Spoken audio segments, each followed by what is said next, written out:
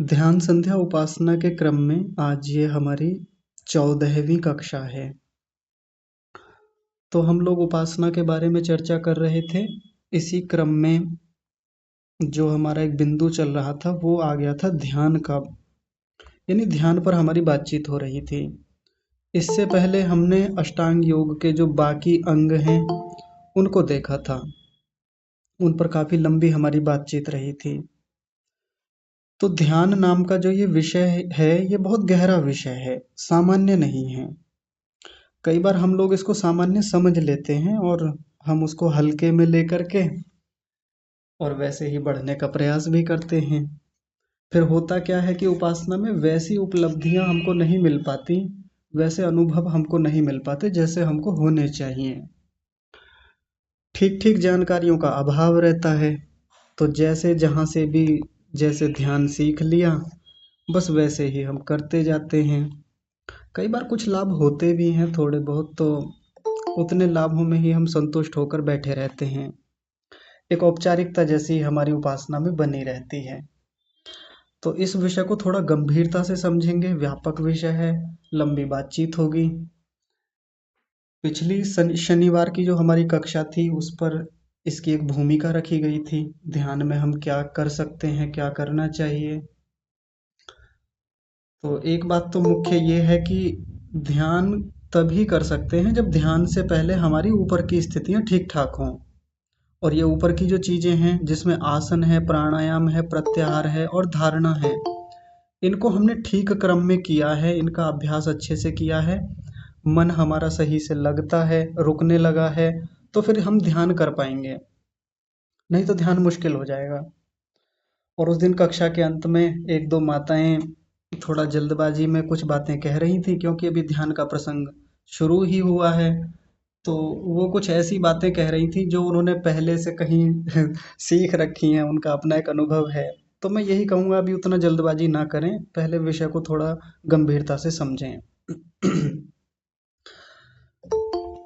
तो आइए इस विषय को आगे बढ़ाते हैं थोड़ा सा। तो ध्यान में सबसे मुख्य चीज है हमारा मन। मन को समझने की ये प्रक्रिया है। जब तक मन को ही नहीं समझेंगे तब तक ये ध्यान सही रूप से नहीं हो पाएगा। और मन को समझने के लिए सबसे मुख्य चीज क्या है? वो है मन की वृत्तियां, मन के विचार और मन के भीतर जो संस्कार हैं। इनको पहले जानना पड़ेगा, समझना पड़ेगा, इन पर काम करना पड़ेगा। तब कह सकते हैं कि हाँ, अब हम एक ध्यान की अच्छी स्थिति में हैं।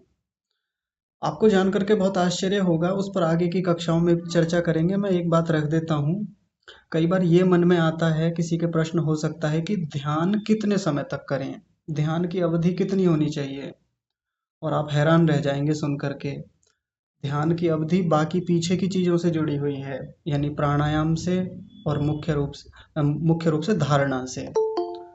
तो बहुत लंबी अवधि होती है ध्यान की। ऐसे ही 2-3 मिनट किया गया ध्यान अच्छा परिणाम नहीं देता, या 10-15 मिनट कर लिया, आधे घंटे कर लिया। हाँ, एक बात यह है कि शुरुआत ऐसे ही होती है। हमारा ध्यान कई बार 1 मिनट तक लगेगा, 2 मिनट तक लगेगा, कई बार 10 मिनट तक हम पहुंचा लेंगे। लेकिन बहुत गंभीरता होती है इसमें। इस पर आगे की कक्षाओं में हम चर्चा करेंगे। लेकिन आज थोड़ा वृत्तियों को और देखने का प्रयास करते हैं। जब वृत्तियों की बात आती है तो हमने योग दर्शन का वो दूसरा सूत्र सुन रखा है। प्रथम पाद में जो दूसरा सूत्र है, योगश्चित्त वृत्ति निरोधः, कि योग तो उसको कहते हैं, समाधि तो उसको कहते हैं जिसमें चित्त की वृत्तियां पूरी तरह रुक जाएं। और ठीक भी बात है, वृत्तियों को रोकना भी है। लेकिन हम आरंभिक लोग जिन्होंने ठीक से पढ़ा नहीं है, बस उस योग दर्शन के उस दूसरे सूत्र को उठा करके और अपनी इच्छा से, अपनी मर्जी से, अपने तरीके से ध्यान में आगे बढ़ जाते हैं। कोशिश करते हैं कि ये सारी वृत्तियां रुक जाएं। वृत्तियों को अपना शत्रु मानने लगते हैं। हम सोचते हैं कि ये सारी वृत्तियां खराब हैं, वृत्तियों को हटाओ, वृत्तियों को रोको। और बहुत शत्रुता के भाव से, बहुत द्वेषात्मक भाव से हर वृत्ति को रोकने के लिए इतने प्रयत्नशील हम होते हैं कि उसके लिए कई बार बड़े व्यथित हो जाते हैं। यदि वृत्तियां नहीं रुकती तो सोचते हैं कि वृत्तियां ही नहीं रुक रही हैं, इतनी वृत्तियां आती हैं, इतने विचार आते हैं, कभी बाहर से आते हैं और कभी भीतर से ही चलते रहते हैं इतने सारे। बहुत सारी ध्यान की पद्धतियां ऐसी चलती हैं हमारे देश में, जो वैदिक जो ध्यान की पद्धति है उससे भिन्न है वो। और वो लोग क्या करते हैं, वो इन्हीं वृत्तियों को रोकने के लिए बलात् कर्म करवाते हैं। बलात् कर्म करवाने का मतलब क्या है, यानी बहुत बलपूर्वक काम करवाते हैं कि आप ऐसा करिए ऐसा करिए। और बहुत सारी ध्यान की पद्धतियां ऐसी हैं जो ये कहते हैं, आप बस वृत्तियों को देखिए सहज भाव से, न्यूट्रल होकर के, तटस्थ होकर के। जो वृत्ति आ रही है आने दें, जो वृत्ति जैसी बन रही है, कितनी तीव्रता है, कुछ ध्यान न दें। उसमें प्रीति और अप्रीति का भाव न लाएं कि ये वाली वृत्ति अच्छी है ये वाली खराब है। ऐसा कोई ध्यान नहीं करना, आपको बस देखना है। वो उनके कहने का तात्पर्य ये होता है कि यदि आपने कोई वृत्ति पकड़ ली और उसका अच्छा या खराब होना देख लिया, उसमें प्रीति अप्रीति देख ली, तो आपका राग या द्वेष हो जाएगा वृत्ति से। और फिर आप वहीं उलझे रह जाएंगे, वृत्ति में उलझ जाएंगे। ऐसा वो लोग कहते हैं। और जब आप उलझेंगे तो फिर आपका ध्यान खराब हो जाएगा। और ध्यान में तो हमने पढ़ ही रखा है कि वृत्तियां नहीं होनी चाहिए, वृत्तियों को रोकना है कुछ भी करके। और फिर एक और बात कहते हैं जो हमें सुनने में बहुत अच्छी लगती है। क्या कहा जाता है कि जैसे आप अब ध्यान में बैठे हैं और आपने किसी वृत्ति में न राग की भावना की, न द्वेष की भावना की, न अच्छा देखा न बुरा देखा, बस वृत्तियों को ऐसे ही देखते रहे, तो फिर वैसा ही आपका व्यवहार भी हो जाएगा। वैसे ही आप अपने जीवन में भी तटस्थ हो जाएंगे। कहाँ सुख है, कहाँ दुख है, कहाँ अच्छा है, कहाँ बुरा है, इन सब से न्यूट्रल होकर के आप बहुत अच्छे से अपना जीवन चला पाएंगे। यानी आप ना किसी दुख से दुखी होंगे, ना सुख से सुखी होंगे। और हम लोगों को सुनकर बड़ा अच्छा लगता है कि अरे ये तो बड़ी कमाल की चीज है। ऐसा ही तो जीवन हम चाहते हैं कि जहाँ दुख हमें बहुत दुखी ना करें और जहाँ सुखों में हम बह ना जाएं। ऐसा ही सुन रखा है। और गीता के श्लोक तो हैं भी कई सारे ऐसे, सुखे दुखे समे कृत्वा लाभा लाभो जया जयो, कि सुख और दुख में समान रहना चाहिए, तटस्थ रहना चाहिए। वैसे लाभ हो अलाभ हो, लाभ हो हानि हो, जय हो पराजय हो, सब में समान रहें। और ये अभ्यास हम ध्यान में करते हैं, ऐसा वो लोग बताते हैं। तो फिर हम ऐसे ही करने लगते हैं। लेकिन हमारे वैदिक ध्यान की पद्धति ऐसी है ही नहीं कि हम इन वृत्तियों की ओर से मुंह को मोड़ लें। हम इन वृत्तियों की उपेक्षा करते रहें। आई आती रही, बस दूर से देखते रहे। उनमें क्या अच्छी हैं क्या बुरी हैं, कौन सी तीव्रता से आ रही हैं, कौन सी मंदी वृत्तियां हैं, कौन सी हमारे लिए लाभकारी हैं, कौन सी हमारे लिए हानिकारक वृत्तियां हैं। ऐसा विचार हम लोग भी नहीं कर पाते। चलिए उनकी तो बात छोड़ दें, जो बाकी ध्यान की पद्धतियां चल रही हैं, बाकी लोग किस तरीके से सिखा रहे हैं, करते हैं, लेकिन उस चीज को हम भी फॉलो करने लगते हैं। ऊपर ऊपर से पढ़ा है, योग दर्शन को भी तो ऐसे ही ऊपर ऊपर से पढ़ के आ जाते हैं। कई बार मोटा मोटा पढ़ लिया, दो तीन सूत्र देख लिए कि हाँ वृत्तियां जो हैं वो रोकनी है कुछ भी करके, या उन पर ज्यादा ध्यान नहीं देना। जितना ज्यादा ध्यान देंगे फिर उनमें राग बनेगा, द्वेष बनेगा, फिर एक भीतर जिरह होगी, फिर भीतर उन पे बहुत सारा बवंडर होगा, बवाल होगा, और ध्यान बिगड़ जाएगा। और ऐसा कई बार हमारे साथ हो भी जाता है कि जैसे वृत्तियों पर ध्यान देते हैं, मामला खराब होने लगता है, वृत्तियां बहुत अधिक आने लगती हैं। सबके साथ होता है। तो सबसे मुख्य बात है, हम जब अपने वैदिक पद्धति में ध्यान करते हैं, ये ध्यान की पूरी प्रक्रिया विवेक पर आधारित होती है। विवेक पर, ऐसे ही नहीं ध्यान किया जाता। समझ होती है, ज्ञान होता है, समझ पूर्वक किया जाता है ध्यान को। और वो लोग बिना समझ के कि बस वृत्तियों को देखते रहें और छोड़ दें, ऐसे ही। और वृत्तियों को बहुत खराब तरीके से प्रदर्शित किया जाता है कि वृत्तियां तो खराब हैं, बहुत बेकार चीज होती हैं, आप इन पर केंद्रित मत होइए बिल्कुल भी। इसको हम इस तरीके से भी समझ सकते हैं, एक बड़ा रोचक उदाहरण है। वृत्तियों को जब हम खराब समझते हैं, जैसे एक गाड़ी का उदाहरण लीजिए।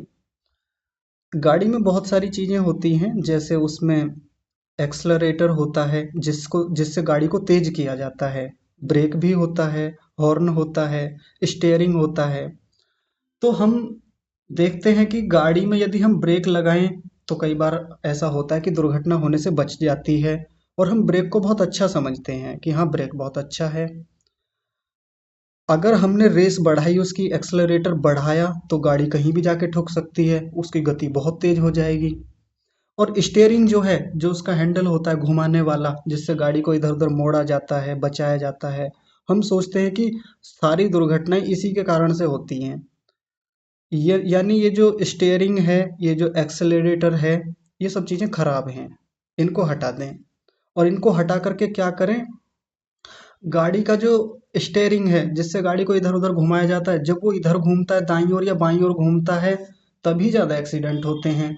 इसको बीच में क्यों ना बांध दें, क्यों ना इसको बिल्कुल सीधा कर दें एकदम, और हम बलपूर्वक या किसी तरीके से हैंडल को बांधने का प्रयास करते हैं। ध्यान से समझिएगा, बहुत रोचक बात है। और कोई सोचे कि इसका जो ये एक्सेलरेटर है जिसको दबा करके गाड़ी की गति को तेज किया जाता है, इसको नहीं दबाएंगे, इसको हटा दें गाड़ी में से, गाड़ी की गति बस 20-30 रखेंगे जिससे कि एक्सीडेंट ही ना हो। और ब्रेक को हम बहुत अच्छा मान के चलते हैं कि ब्रेक अच्छे होने चाहिए, और जितने अच्छे ब्रेक होंगे उतना ही दुर्घटना होने से बचेगी। ये ध्यान से ही संबंधित बात है। ध्यान में भी हम वृत्तियों को ऐसे ही समझते हैं। बाहर की दुनिया में जब हम गाड़ी चला रहे हैं, ये गाड़ी चलाने वाले जो जानकार लोग हैं वो सब जानते हैं कि गाड़ी में हर एक इंस्ट्रूमेंट की या हर जो वो वस्तु है सबकी अपनी भूमिका है, सबका अपना रोल है। गाड़ी की गति तेज करने वाला जो एक्सेलरेटर है वो बेकार थोड़ी ना होता है। उसका उपयोग या उसको ठीक से ना समझा जाए, ना समझ ही से उसका उपयोग करें, दबाए चले जाएं, सामने गाड़ियां हैं और हम उस पर प्रेस किए जा रहे हैं, अपने पाम का प्रेशर, पैर का जो प्रेशर है उसको बढ़ाते रहें, तो दुर्घटना तो होगी निश्चित रूप से। यानी बड़ी समझ से, बड़े विवेक से, निर्णय पूर्वक, निश्चय पूर्वक हम उस स्टेयरिंग का इस्तेमाल करते हैं। ऐसे ही क्षमा कीजिए, एक्सेलरेटर का, और वैसे ही स्टीयरिंग जो उसका घुमाने वाला होता है कि गाड़ी किधर मोड़नी है, कितनी बचानी है, किस एंगल पर लेनी है, उसका भी हम उपयोग कैसे करते हैं, विवेक से। हम उसको एक जगह बांध नहीं सकते कि बस बांध दें सीधी गाड़ी चलती रहेगी, ऐसा थोड़ी ना होता है। गाड़ी हमेशा सीधी कभी चलती भी नहीं है, स्टीयरिंग घूमेगा ही, कभी दाएं घूमेगा, कभी बाएं, कभी सीधा रहेगा, ऐसे ही। तो वैसे ही ध्यान की प्रक्रिया में भी है। वृत्तियां अपने आप में खराब थोड़ी ना हैं, वृत्तियां अपने आप में बुरी थोड़ी हैं। हमने केवल ये मान लिया कि वृत्तियां बुरी हैं। और कई बार जैसे मान लीजिए एक प्रश्न किया जाए कि वृत्तियां ध्यान में बाधक हैं या साधक हैं, तो ज्यादातर लोगों का उत्तर यही आएगा कि ये तो बाधक हैं जी, इनको तो रोका ही जाना चाहिए, हटाया जाना चाहिए। ये उत्तर दिया जाता है ज्यादातर, और आप में से भी, हम कक्षा में जितने लोग हैं शायद सबका यही उत्तर होगा कि वृत्तियां तो बाधक हैं। लेकिन योग दर्शन के आरंभ में ही हम पढ़ के आए हैं कि वृत्तियां तो अच्छी भी होती हैं, खराब भी होती हैं, अच्छी भी होती हैं। अब उनका उपयोग कैसे हमको विवेक पूर्वक करना है, समझ से करना है, ये हमारे ऊपर है, हमारी जानकारियों के ऊपर है। हम कैसे वो निर्णय करते हैं भीतर जा करके वृत्तियों को लेकर के। उन वृत्तियों को दो भागों में बांटा था, क्लिष्ट और अक्लिष्ट में। जो क्लिष्ट वृत्तियां हैं उनको हम बाधक मानते हैं, वो खराब हैं, वो कहीं ना कहीं बाधा करेंगी अंदर, और बहुत करती हैं। वैसे ही जो अक्लिष्ट वृत्तियां हैं वो हमारे लिए सहायक होती हैं, उनको समझना पड़ेगा, जानना पड़ेगा, रिकॉग्नाइज करना पड़ेगा, देखना पड़ेगा कि वो हैं कौन कौन सी, कैसे आ रही हैं, कैसे हमारे जो भीतर की स्थितियां हैं उनको इम्पैक्ट कर रही हैं, कैसे भीतर प्रभाव डाल रही हैं, कैसे कैसे संस्कारों को जन्म दे रही हैं, ये समझ पूर्वक करना पड़ेगा।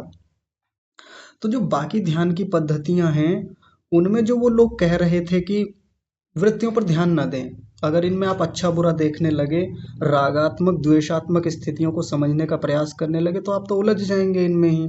ऐसा करके वो साधकों को, जिज्ञासु लोगों को वहीं रोकने का प्रयास करते हैं और कहते हैं बस इनको यहीं रोकिए, इनको हटाइए, कुछ समय बाद ये स्वयं से शांत हो जाएंगे।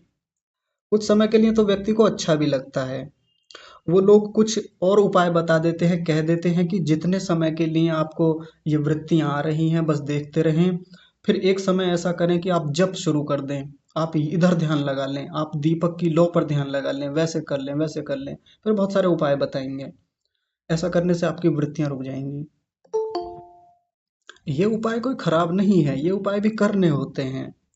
एक समय के बाद वृत्तियों को रोका ही जाएगा, लेकिन ऐसे थोड़ी रोका जाएगा बलपूर्वक, इतनी तीव्रता से।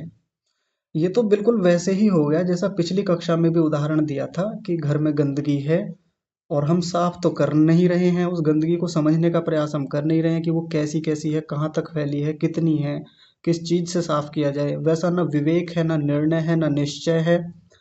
सीधा हमने कालीन उठाया, दरी उठाई और उसके ऊपर डाल दी कि लो हो गई गंदगी साफ, अब दिखेगी नहीं। ध्यान में भी तो हम जबरदस्ती ऐसा ही करते हैं। परसों की कक्षा के अंत में एक माता जी बिल्कुल यही बात कह रही थी कि जब भीतर मेरे वृत्तियां आती हैं मैं जब शुरू कर देती हूँ बहुत तेजी से, बहुत तीव्रता से। तो मैंने कहा कि ये गलत नहीं है, किया जाता है एक समय के बाद, या आरंभ में भी कई बार ये चीजें की जाती हैं।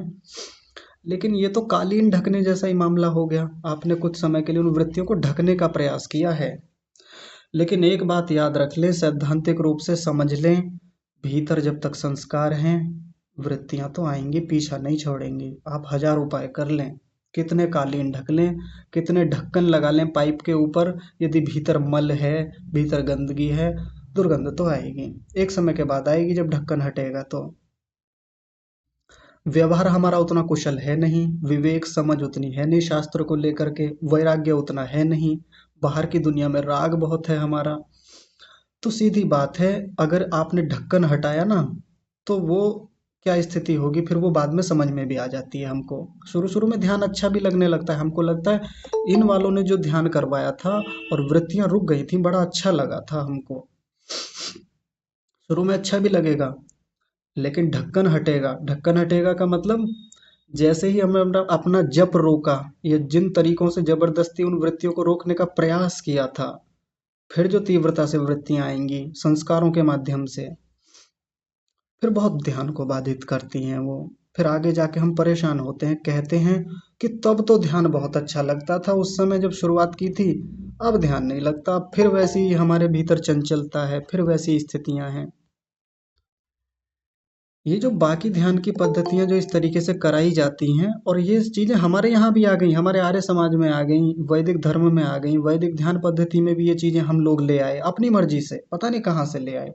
सही से ना समझा हमने ध्यान को, सही से चीज़ों को नहीं समझा, और वैसी चीज़ें आने से हमने वृत्तियों पर काम करना बंद कर दिया। और डर हमको वही रहता है कि यदि वृत्तियों से, हमने वृत्तियों में अच्छा बुरा देखना शुरू कर दिया तो वृत्तियों में राग हो जाएगा या द्वेष हो जाएगा, फिर परेशान हो जाएंगे। तो परसों की कक्षा में भी मैंने अंत में एक बात कही थी कि जिस समय बाथरूम के पाइप को हम साफ करते हैं या कमरे में लगी हुई गंदगी को साफ करते हैं, कालीन अच्छा उपाय नहीं है, या ढक्कन को ढक देना अच्छा उपाय नहीं है। हाँ, जिस समय सफाई करेंगे थोड़ी दिक्कत होगी, थोड़ी गंदगी लगेगी, थोड़ी दुर्गंध आएगी, सहन करनी पड़ेगी। विवेक पूर्वक, समझ पूर्वक करना होता है। सीधे व्यक्ति गंदगी में, कुएं में एकदम नहीं उतरता सफाई करने के लिए, उपाय करता है पहले। वो देखता है कि कुआं कितना गहरा है, मुझको क्या सुरक्षा प्रबंध करने चाहिए, मास्क लगाएगा या जो भी वस्त्रों का प्रयोग करेगा, वो अपनी बाकी जो यंत्र लेके जाएगा। तो वैसी ही ध्यान की पद्धति है, इसमें भी यदि हम अनियंत्रित रूप से उतरेंगे, इसमें हम बिना समझ के, बिना विवेक के जाएंगे और ऐसे ही वृत्तियों को पकड़ने का प्रयास करेंगे, तो निश्चित सी बात है कि ये वृत्तियां और ज्यादा दुखी करेंगी और परेशान करेंगी। तो थोड़ा समझ के साथ आगे बढ़ेंगे, थोड़ा ध्यान पूर्वक आगे बढ़ेंगे ध्यान की प्रक्रिया में। तो ध्यान की प्रक्रिया में आगे बढ़ने के लिए मैं आज आपको एक होमवर्क देता हूँ, आपको एक गृह कार्य देता हूँ ध्यान का। और ये काम आपको 2-3 दिनों तक लगातार करना है। आज तो अवश्य ही कीजिएगा शाम को। याद रखिएगा मेरी बात को। कैसे? जब आप ध्यान संध्या उपासना के लिए शाम को बैठेंगे, अच्छे से आसन लगाइएगा, प्राणायाम कीजिएगा, जितना कर सकते हैं, नहीं कीजिएगा तो कोई बात नहीं, सामान्य श्वास प्रश्वास का जो बताया था वो कीजिएगा। फिर प्रत्याहार का अभ्यास कीजिएगा, यानी इंद्रियां हमारी बाहर के विषयों पर ना जाएं, इसके लिए प्रयास कीजिएगा। फिर धारणा करिएगा। जब धारणा हो जाए, थोड़ी देर की भी हो जाए, चाहे 2-4 मिनट की, जितनी भी हो करिएगा। धारणा का मतलब शरीर के किसी एक अंग विशेष पर जब हम अपने मन को केंद्रित करते हैं, वो धारणा है। इतना करने के बाद में कुछ समय के लिए शांत होकर बैठ जाएंगे। देखेंगे कि अब कैसी वृत्तियां आ रही हैं। थोड़ी देर के लिए बिल्कुल जैसा वो लोग कहते हैं ना, न्यूट्रल होकर देखें। थोड़ी देर के लिए देखेंगे। अब उन लोगों की भाषा में, उन लोगों की शैली में और हमारी वैदिक ध्यान पद्धति में क्या अंतर है? वो अंतर यह है कि वो तो यहीं छोड़ देते हैं कि यहीं छोड़ दें। लेकिन अब हमको थोड़ा गंभीरता से ध्यान पूर्वक एक एक वृत्ति को देखना है। सबसे पहला क्या देखना है, देखिए। सबसे पहला हमें ये देखना है, मैंने आप लोगों के लिए कैटेगरी बनाई है, आपकी स्क्रीन पर है। आप इस तरीके से अपनी नोटबुक बनाइएगा, छोटी सी डायरी में देख लीजिएगा। ये ऐसा एक वर्गीकरण कीजिएगा। आप आराम से ये देखिएगा कि ये जो जितनी वृत्तियां आज मेरे मन में आई, आप ये काम 5-7 मिनट कर लीजिएगा, बस ज़्यादा देर भी मत कीजिएगा। 5-7 मिनट तक देखिएगा कितनी वृत्तियाँ आई, कैसी वृत्तियाँ आई, उनमें से क्लासिफिकेशन कीजिएगा, वर्गीकरण कीजिएगा। कैसे वर्गीकरण करेंगे? तो पहले वर्गीकरण के हिसाब से देखेंगे, लेफ्ट हैंड साइड पर देखिए बाईं ओर क्या लिखा हुआ है, बाह्य आलंबन से उत्पन्न वृत्तियां। जैसे हम ध्यान में बैठे थे तो बाहर से कई बार आवाजें आती हैं, बाहर से किसी ने शोर कर दिया, गाड़ी आके रोकी, किसी ने आवाज दी हमको, तो क्या होता है, वृत्ति हमारे भीतर आती है, कौन होगा, कौन देख रहा होगा मुझको, या पता नहीं कौन आ गया इस समय, देखते हैं किसने दरवाजा खटखटाया, या मेरे बारे में घर में क्या बात चल रही थी, कौन शोर कर रहा था, बच्चे खेल रहे थे। बस देखना है, रोकने का प्रयास नहीं करना, समझना है कि बाह्य आलंबन से उत्पन्न जो वृत्तियां हो रही हैं कैसे हो रही हैं। बाहर से कोई गंध आएगी तो उसकी एक वृत्ति बनेगी, उधर ज्यादा विचार को नहीं दौड़ाएंगे, ना नियंत्रण करने का प्रयास करेंगे कि ना रोकूं इसको, ऐसा कुछ नहीं करना, ना रोकने का प्रयास करना है, ना ये कि उस पर चिंतन बढ़ाते चले जाना है। बस सहज भाव से तटस्थ होकर के देखना है थोड़ी देर के लिए, विवेक पूर्वक, समझ पूर्वक, और फिर ध्यान से उठ करके लिखना है, बिंदुवार लिखना है, 1 2 3 करके, कि हाँ इतनी वृत्तियां आज बाहर से आई थी, बाहर से कोई गंध आई, बाहर से मक्खी बैठी थी, और जब मक्खी बैठी तो मेरा विचार उधर ही निकल गया था। मक्खियां परेशान करती रहती हैं, मच्छर ही दिमाग खाते रहते हैं, मैं जब भी मैं उपासना में बैठूं, ये भी तो एक वृत्ति ही है ना, और बहुत बाधित करती है। बाहर से बहुत तेजी से आज हवा आई थी, हवा चलती रही और मैं तो ठंड में सिकुड़ता रहा, ये सिकुड़ती रही, बहुत हवा लग रही थी, बाहर से खिड़की से हवा आई, ये जो भी आया जैसे भी बाधित हुए। आज तो जो कपड़े पहने थे पता नहीं चुभ रहे थे और वो अजीब सा ही महसूस हो रहा था। आज ध्यान में पता नहीं क्या हो रहा था कि नीचे पैरों में से, पैरों में बेचैनी बड़ी हो रही थी। ये बाह्य आलंबन से उत्पन्न वृत्तियां हैं, इनको देखना है, अच्छे से समझने का प्रयास करना है। अब केवल बाह्य आलंबनों से थोड़ी वृत्तियां उत्पन्न होती हैं, भीतर से भी वृत्तियां आती हैं अपने आप से। यानी बाहर की कोई वस्तु कारण नहीं थी, लेकिन भीतर से विचार बनेंगे, उनको भी देखिए, एक एक करके लिखिए, बिंदु बना करके कि आज ये वृत्तियां आई थी अंदर से, और वो स्मृति के रूप में आएंगी। स्मृति के रूप में कैसे आएंगी? मान लीजिए कोई व्यक्ति कार्यालय में काम करते हैं तो अपना ऑफिस का कोई काम याद आ जाएगा, अपने कोई साथी सहकर्मी हैं, एम्प्लॉय हैं, उनके उनकी कोई बात याद आ जाएगी, या रास्ते में आ रहे थे तो रास्ते में ये देखा था, वो था जी। यानी स्मृतियां आएंगी, यादें आएंगी, जीवन के अनुभव जो पहले ले रखे थे उनकी स्मृतियां उठेंगी। इसे बोलते हैं संस्कार से उत्पन्न वृत्तियां, खूब आएंगी, उनको भी लिखें उठ करके। जब हम लिखेंगे तो लिखने की प्रक्रिया में ये समझ में आ जाएगा, हाँ ये जो वृत्तियां हैं ये मेरे भीतर से आ रही थी, भीतर से। देखिए विवेक का उपयोग करना है, मैं बार बार कह रहा हूँ, यदि विवेक का इस्तेमाल नहीं करेंगे, समझदारी से काम नहीं लेंगे, तो ये वृत्तियों में हम कब बह जाएंगे, कब ध्यान को खराब कर देंगे पता भी नहीं चलेगा। तो जैसे ही हमें ये पता चलेगा कि ये स्मृति से आ रही हैं, भीतर से आ रही हैं, तो इसके संस्कार भी भीतर हैं, जरूर हैं। जैसे मान लीजिए किसी को अचानक से किसी की याद आ गई उपासना में, और खूब आती है, और कब ज्यादा आती है, जब उस व्यक्ति से हमारा राग या द्वेष हो। अभी हमारी कक्षा की एक दीदी हैं, उनका परसों फोन आया, तो उन्होंने मुझे मेरे साथ एक बात साझा की कि उनका लंबे समय से उनकी ही परिवार की एक सदस्य के साथ लंबा द्वेष रहा, बहुत लंबा द्वेष, और वो चाहकर भी उस द्वेष को हटा नहीं पाई।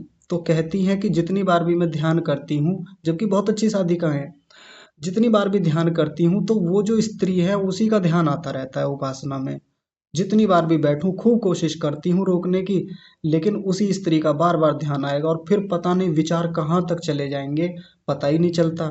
इस बात से क्या सिद्ध होता है, विवेक से, समझदारी से क्या बात सिद्ध होती है, संस्कार से उत्पन्न वृत्ति है ये, इसका संस्कार तो है भीतर।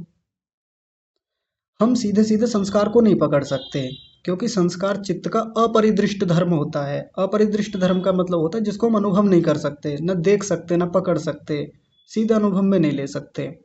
और वृत्तियां चित्त का परिदृष्ट धर्म होती हैं, जिनको हम देख सकते हैं, समझ सकते हैं, अनुभूत कर सकते हैं, पकड़ सकते हैं। वृत्तियां ही पकड़ी जाती हैं, वृत्तियों के पकड़ने से संस्कार पकड़ में आ जाते हैं। तो यदि किसी व्यक्ति की बार बार स्मृति आ रही है ध्यान में बैठ करके, सीधी सी बात है, उस व्यक्ति से संबंधित राग या द्वेष के संस्कार भीतर हैं, उस बात को ध्यान से उठ करके लिख लें। उपासना से उठ करके जब हमारी उपासना समाप्त हो जाए, लिखें बढ़िया से, अच्छे से। नोट जरूर बनाएं इस चीज का, डिजिटल नोट बनाएं या आप डायरी में बना सकते हैं हार्डवेयर के रूप में, तो वैसे बनाएं, लेकिन जरूर बनाएं, लिखें। इससे समझ में आएगा कि कहाँ राग ज्यादा है, कहाँ द्वेष ज्यादा है, कौन सी वृत्ति कितनी ज्यादा आ रही है, इसको भी लिखें कि हाँ ये वृत्ति तो ज्यादा ही परेशान कर रही है, उसको सबसे ऊपर ऑर्डर में, क्रम में सबसे ऊपर लिख लें। ये बात समझ में आ जाएगी। किसी व्यक्ति के प्रति राग बहुत हो सकता है, ध्यान में बैठते हैं, उसी व्यक्ति की याद आती रहती है बार बार, और खूब होगा ऐसा, निश्चित रूप से होगा। कितने उपाय कर लें, कितना जप कर लें, कितने बाह्य आलम्बनों पे अपने ध्यान को केंद्रित कर लें, कहीं शरीर के स्थान विशेष पे मन को लगा लें, उस वृत्ति को खत्म नहीं कर पाएंगे जीवन भर। लिख के ले लीजिए इस बात को, कभी खत्म नहीं होगी किसी भी तरीके से। यही तरीका है, पहले उसको पकड़ा जाएगा, देखा जाएगा, समझा जाएगा कि वृत्ति है तो मेरी ही, संस्कार तो मेरा ही बनाया हुआ है, तो काम भी मुझे ही करना है। मुझे ही इस वृत्ति को या इस संस्कार को कमजोर बनाना है। कमजोर कैसे बनाना है उसकी बात हम आगे भी करेंगे, उपाय बताएंगे। और मैं अपनी ओर से थोड़ी ना बताऊंगा, जो योग दर्शन ने बताया है, जो हमारे ऋषियों ने बताया है, जो हमारा खुद का अनुभूत किया हुआ है, वो उपाय किया जाएगा और उन वृत्तियों को समाप्त किया जाएगा ध्यान में बैठ करके। तो ऐसे करके कैटेगरी बनाएं, ऐसे करके देखें कि किस प्रकार की वृत्तियां मेरे भीतर कम या ज्यादा मात्रा में आ रही हैं। ये पहला वर्गीकरण हुआ। ये वर्गीकरण क्यों करना है? कोई सोचेंगे कि क्या उलझा दिया इन सब चीजों में। तो बाहर की दुनिया में क्या हम वर्गीकरण नहीं करते? ऐसे खूब करते हैं। जैसे मान लीजिए हमें अपने घर में कोई कार्यक्रम कराना है, किसी को सम्मेलन कराना है, या मान लीजिए किसी को कथा करानी है, किसी को कोई और अनुष्ठान कराना है घर में, तो हम क्या करते हैं, आयोजक हम लोग जो हैं, हम किसी व्यक्ति को आमंत्रित करते हैं कि ये लोग आएंगे, ये कथा करेंगे या उपदेश करेंगे घर में, या ये अनुष्ठान करवाएंगे। और फिर हम अपने रिश्तेदारों को, आस पड़ोसियों को, गांव वालों को, कॉलोनी वालों को हम आमंत्रित करते हैं, बुलाते हैं कि मान लीजिए हमारे घर में उस दिन 100-150 लोग आ गए, खूब सारे आ गए, उसमें कथा में या हमारे सम्मेलन में सम्मिलित हुए। तो कथा हो गई, सम्मेलन हो गया, सब लोग घर चले गए। अब हम घर में बैठ करके विश्लेषण करते हैं, हम अवलोकन करते हैं चीजों का कि भाई इस बार का कार्यक्रम कैसा रहा, कितना खर्चा आया, कितने लोग आए। अब लोगों की हम कैटेगरी बनाते हैं कई बार, तो घर में बैठ के हम ये बातचीत खूब करते हैं। इस बार ना बूढ़े लोग ज्यादा आए थे, युवाओं की कमी, युवा जो है कम आए थे इस बार, और ये अच्छी बात नहीं है। चलो बूढ़े लोग, जो बड़े बुजुर्ग लोग हैं ज्यादा आए, अच्छी बात है, लेकिन कम से कम कार्यक्रम में युवा लोग आए ताकि देश के लिए, समाज के लिए कुछ आगे बेहतर काम हम कर सकें। युवा कम रह गए इस बार।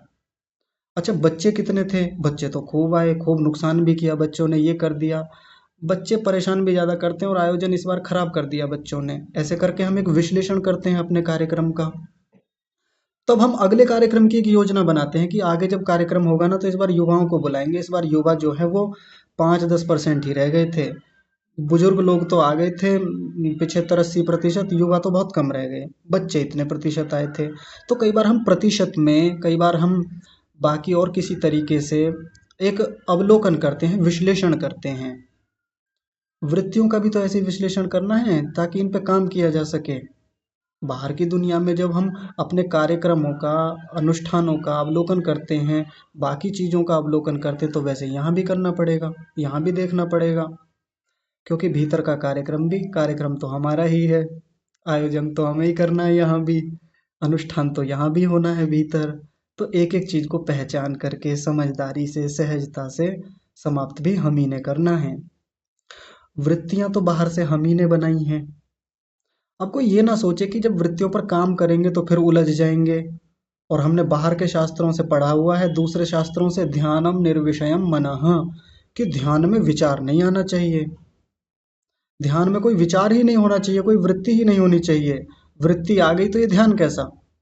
ऐसा सुन रखा है हम लोगों ने बाहर से, बहुत गलत सुन रखा है। वृत्ति रहेगी ही रहेगी, वृत्ति चलेगी ही चलेगी। वृत्ति पर हम कैसे नियंत्रण करें, वृत्ति पर हम कैसे काम करें, अपने हिसाब से उस वृत्ति को नियंत्रित करें, ये हमारे ऊपर है, हमारी समझ के ऊपर है, हमारे विवेक के ऊपर है, हमारे निर्णयों के ऊपर है। आप गाड़ी में से ब्रेक हटा नहीं सकते, स्टीयरिंग हटा नहीं सकते, एक्सेलेटर हटा नहीं सकते। आप चाहें कि हटा दें, ऐसे थोड़ी ना हटा देंगे। तो फिर गाड़ी गाड़ी क्या रह जाएगी चलेगी नहीं, दुर्घटना तब ज़्यादा होगी। तो वृत्तियां तो रहेंगी, इन वृत्तियों के होने से जीवन चलता है। परमात्मा ने वृत्तियां हमारे हित के लिए ही बनाई हैं, अहित के लिए नहीं बनाई। और वृत्तियां अपने आप में अहितकर होती भी नहीं है। उनका जो विषय है वो हितकर या अहितकर हो सकता है, बस इतनी बात है। नहीं तो ये जितनी वृत्तियों की प्रक्रिया भीतर चलती है, जिसको हमने शत्रु मान लिया है, जिससे कई बार हम घबरा जाते हैं, परेशान हो जाते हैं, और कई बार बहुत खिन्न हो जाते हैं कि कितनी वृत्तियां आती हैं, दिमाग खराब कर दिया, ये स्मृति आ गई, ये वाली वृत्ति आ गई, परेशान होकर के उठ गए। हमने समझपूर्वक विश्लेषण के साथ एक वैज्ञानिक दृष्टिकोण से, एक सही तरीके से, वैदिक दृष्टिकोण से हमने चीजों को देखा नहीं, इसलिए वृत्तियां हमको खराब लग रही हैं। कहीं से भी ध्यान ऐसे ही कर लिया, किसी ने करवा दिया, कहीं चले गए थे किसी शिविर में, किसी गुरुकुल में, कहीं कोई परंपरा में चले गए, कहीं ऐसे ही सीख लिया, अच्छा लगा था उस समय, अच्छा लगता भी है। वहाँ का वातावरण हमको आकर्षित करता है, वहाँ की चीज़ें बहुत अच्छी होती हैं, सात्विक होती हैं, भोजन, दिनचर्या, उठना, जागना, बैठना, बातचीत करना, मौन होना, ये सब चीज़ें बड़ी जल्दी इम्पैक्ट देती हैं और हमारा ध्यान बड़ी जल्दी लग जाता है और हम कहते हैं देखो, उन्होंने जो ध्यान कराया था ना, बहुत शानदार था, बहुत बढ़िया था। लेकिन घर आते ही फिर वैसी स्थितियाँ, या घर भी 2-4 दिन कर लिया, ऑनलाइन कक्षाओं से कहीं से सीख लिया, तो 2-4 दिन अच्छा लगता है, हाँ जी वो ध्यान कराते हैं, बहुत बढ़िया कराते हैं। लेकिन जब अपने आप से करने लगे, फिर गाड़ी वहीं की वहीं। हाँ, सहयोग लेना होता है दूसरे लोगों का, अच्छी जगहों पर जाकर एक स्थिति बनानी होती है, कोई बुराई नहीं है, करना चाहिए।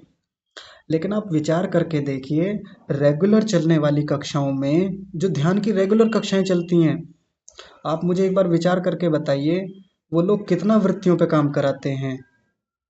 या जब वो लगातार उपासना कराए जा रहे हैं और आप अभी तक इस योग्य ही नहीं हो पाए हैं, पिछले 1 साल से उन्हीं के साथ ध्यान कर रहे हैं, आप क्या कर रहे हैं ध्यान में? ध्यान तो वो व्यक्ति करा रहा है, वो आपको अपने तरीके से मोड़ रहा है ध्यान में। आपने स्वयं वृत्तियों पर कितना काम किया? अच्छा है, सहारा लिया जाता है, वो व्यक्ति भी आपको बढ़ाना चाहता है, वो व्यक्ति आपको ध्यान की पद्धतियाँ सिखा रहा है, लेकिन आप स्वयं कब इस योग्य होंगे कि अब मैं स्वयं से भी वृत्तियों को रिकॉग्नाइज करूँ, इनकी कैटेगरी बनाऊँ, इनको देखूँ कि कौन सी वृत्ति मेरे लिए लाभदायक है, कौन सी हानिकारक है। तो इनका वर्गीकरण करना पड़ेगा, हमको वृत्तियों को समझना पड़ेगा। तो पहला वर्गीकरण तो ये हो गया जो आपके सामने मैंने रखा। जो बाह्य आलंबन से आने वाली वृत्तियां हैं, अब उनको तो बाह्य आलंबनों को खत्म करना पड़ेगा। बाहर से कोई शोर आता है, अचानक से कोई आवाज दे देता है, कोई गंध आती है, अचानक से हवा बहुत तेजी से आ गई, या कोई मक्खी मच्छर आके बैठते हैं, अब उनको तो हम समाप्त कर लेंगे, प्रत्याहार की वो प्रक्रिया पीछे समझा दी पिछली कक्षाओं में। तो इस प्रकार की वृत्तियों को तो हम रोक लेंगे, आसान हो जाएगा रोकना। ये कैसे हो पाया? समझ से, विवेक से। अब बची ये वाली बात, जो ये संस्कारों से उत्पन्न वृत्तियां हैं, जो स्मृतियां आ जाती हैं, इनको कैसे रोका जाए? तो पहले तो पहचानना ही पड़ेगा, और वो पहचानने के लिए मैं बता ही चुका हूँ कि पहचानेंगे, अपनी डायरी में नोट करेंगे, कौन सी वृत्ति ज़्यादा मात्रा में आ रही है, कौन सी कम आ रही है, कौन सी थोड़ी सी आकर के निकल गई थी, बस हल्का सा विचार आया था जी उसका, तो आज बस थोड़ा सा, या कभी पहले आया था 10-15 दिन पहले, ये वृत्ति उतनी ज़्यादा घातक नहीं है, उतनी हानिकारक नहीं है, इसको छोड़ दीजिए। उसको सबसे नीचे लिखेंगे हम, 10वें नंबर पे या 12वें नंबर पे, ऐसे उसको एक अलग स्थान दे दें। पर हाँ, ये वाली जो वृत्ति है जो पहले नंबर पे मैंने रखी है, ये ज़्यादा घातक है, ये ज़्यादा हानिकारक है, इस पर काम करना है। इस पर काम कैसे करना है? तो कोई भी वृत्ति जिस संस्कार से उत्पन्न हो रही है, इसका मतलब हमने इस चीज को अपने जीवन में स्थान बहुत ज्यादा दे रखा है, बहुत ज्यादा उस पर उसको महत्व दे रखा है जीवन में, तभी ये वृत्ति के संस्कार बने हैं और उस संस्कार से वृत्ति बार बार उठ रही है। उदाहरण के लिए ले लेते हैं, घर में कोई व्यक्ति है जिसके साथ हमारी नहीं बनती है, ऑफिस में कोई हो सकता है जिसके साथ नहीं बनती, पड़ोस में कोई हो सकता है जिसके साथ थोड़ी कहा सुनी हो जाती है और अक्सर बनी रहती है। जैसे कई बार निकले घर से निकलते हैं, तो निकलते समय बड़बड़ाते रहते हैं कि ये हमारे पड़ोसी इतने खराब हैं, इतने बदतमीज हैं, ऐसे हैं वैसे हैं। तो एक द्वेष बनने लगता है आपस में। और जब द्वेष बनने लगता है तो हम भी फिर सोचने लगते हैं। वो व्यक्ति तो कह सुन करके, गालियां दे करके, उल्टा सीधा बोल के, या हमारी हानि करके, या पड़ोस में कुछ गलत काम करके वो तो हट गया, वो अपने घर में मस्त है। लेकिन हम अपने दैनिक जीवन में क्या कर रहे हैं? उस व्यक्ति की ही बातों को उठा करके, उस व्यक्ति को ही याद करके अपना दिमाग खराब किए जा रहे हैं। जिस समय हम उस व्यक्ति की बातों को याद करके, उसके व्यवहारों को याद करके बार बार सोच रहे हैं, याद रखिए संस्कार बन रहे हैं उसके। और वो संस्कार फिर से याद दिलाते हैं। हम वहां से हट भी गए, ऑफिस चले गए, लेकिन उस व्यक्ति की बातें याद आ रही हैं, खाली बैठे हुए हैं कुर्सी पर, और फिर से बातें आ गई। फिर से संस्कार गहरे हो रहे हैं, संस्कारों से वृत्तियां बन रही हैं, वृत्तियों से संस्कार बन रहे हैं। और कौन से? द्वेष के संस्कार। यानी वो बात तो वहीं खत्म हो जाती, जब व्यक्ति उल्टा सीधा बोल रहा था, बड़बड़ा रहा था, हमारा पड़ोसी या कोई रिश्तेदार था, कोई भी था, बात वहीं खत्म हो जाती, हम वहीं छोड़ के आ जाते उस बात को। लेकिन नहीं, हम ऑफिस लेके आए हैं उन सारी चीजों को। या ऑफिस में कुछ कहा सुनी हुई तो उसको घर लाए, घर आकर पत्नी के साथ, बच्चों के साथ, अब उसकी बुराइयां चल रही हैं, दिमाग खराब कर देते हैं। बॉस इतना बदतमीज है, बॉस ऐसा खराब है, रूडली बिहेव करता है, ऐसा है वैसा है। और दुनिया भर की बातें जो वहीं ऑफिस में खत्म हो सकती थी, या घर पर भी आकर एक दो वाक्यों में खत्म हो सकती थी, अब उन सब चीजों को सोच सोच करके उनका संस्कार और गहरा कर रहे हैं। कौन सा संस्कार? फिर से गहरा ध्यान से समझेंगे। द्वेष का संस्कार। और जितना गहरा होगा, बार बार स्मृतियां दिलाएगा। ऐसे ही संस्कार ऐसे ही खत्म नहीं होते। संस्कार भीतर बन गया ना, तो दुनिया की कोई ताकत नहीं हटा सकती उसको, हमारे खुद के अलावा। परमात्मा तो सहायता करेंगे आगे चल के, हटाएंगे तो परमात्मा ही। लेकिन हम चाहें कि कोई और चीज हटा देगी, कोई और तरीका होगा, नहीं हटेगा। समझना पड़ेगा, उस संस्कार को जानना पड़ेगा, पकड़ना पड़ेगा। और पकड़ में तो वो वृत्तियों से ही आएगा। इसलिए जरूरी है वृत्तियों को पकड़ना। आप वृत्तियों की उपेक्षा नहीं कर सकते। आप एक झटके में चाहें कि वृत्तियां हट जाएं, एक झटके में चाहें या किसी उपाय से चाहें कि वृत्तियों को मैं रोक दूं बलपूर्वक, मैं ध्यान को जी इधर लगा लेता हूँ, लगा लेंगे। कुछ समय के लिए लगेगा कि आराम जैसा हो गया है, जैसे एलोपैथी से हो जाता है ना, कि दर्द हुआ था, बहुत तेज दर्द हुआ, पेन किलर ले लिया तो संवेदनाएं वहां से हट गई जो मस्तिष्क तक जाती थी, जो दर्द को महसूस कराती थी। पेन किलर समाधान थोड़ी होता है किसी भी समस्या का। आप सोच करके देख लीजिए, आप बाहर की दुनिया को खूब अच्छे से जानते हैं। किसी व्यक्ति को चोट लगी, कोई फुंसी फोड़ा है, कहीं घाव हुआ, दर्द हो रहा है, पेन किलर से थोड़ी देर के लिए आराम हो जाता है, अच्छा लगता है कि देखो यार डॉक्टर ने कितनी अच्छी दवाई दी थी, एक बार में गोली खाई और चोट, मेरा दर्द खत्म हो गया, वो संवेदना खत्म हो गई। लेकिन दर्द खत्म होने का मतलब चोट ठीक हो जाना नहीं होता। दर्द खत्म हुआ है, और दर्द भी केवल संवेदनाएं हटी हैं वहां से, वो तार कटे हैं, वो तंत्र हटा है बस। चोट ठीक थोड़ो ना हुई है, फोड़ा फुंसी ठीक थोड़ो ना हुआ है।